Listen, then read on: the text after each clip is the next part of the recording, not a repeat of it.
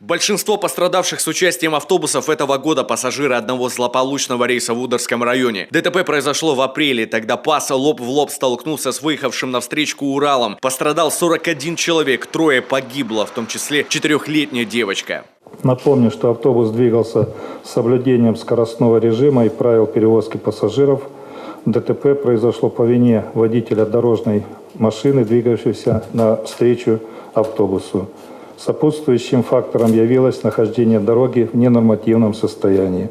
К слову, более 40% дорог не в нормативном состоянии, а отчасти являются бесхозными. Это влияет на безопасность не только автобусных маршрутов, вообще движения по ним в целом. В связи с этим, к примеру, было отказано с организацией сообщений Нижний Одес, Митрофан, Дикост, Сыктывкар, Яснак и Томкерки.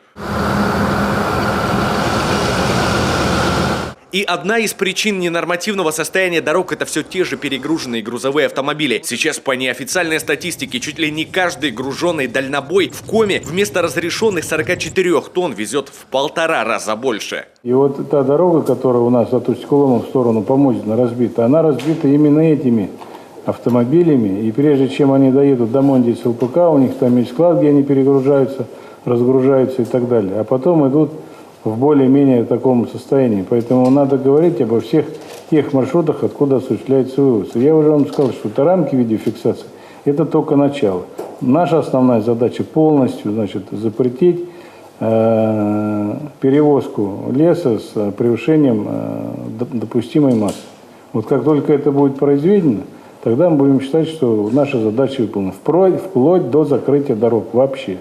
Такое решение уже принято. Не хотят возить как положено, значит не будут возить вообще. Альтернатива, пожалуйста, на реку.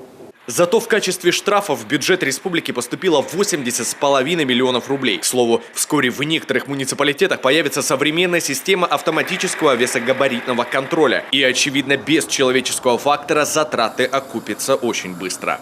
Данные комплексы позволяют осуществлять автоматический контроль за перевозкой без участия сотрудников ГИБДД. То есть нет необходимости их привлекать для этих целей. И других контрольно-надзорных ведомств. Что немаловажно, исключается человеческий фактор и коррупционное проявление.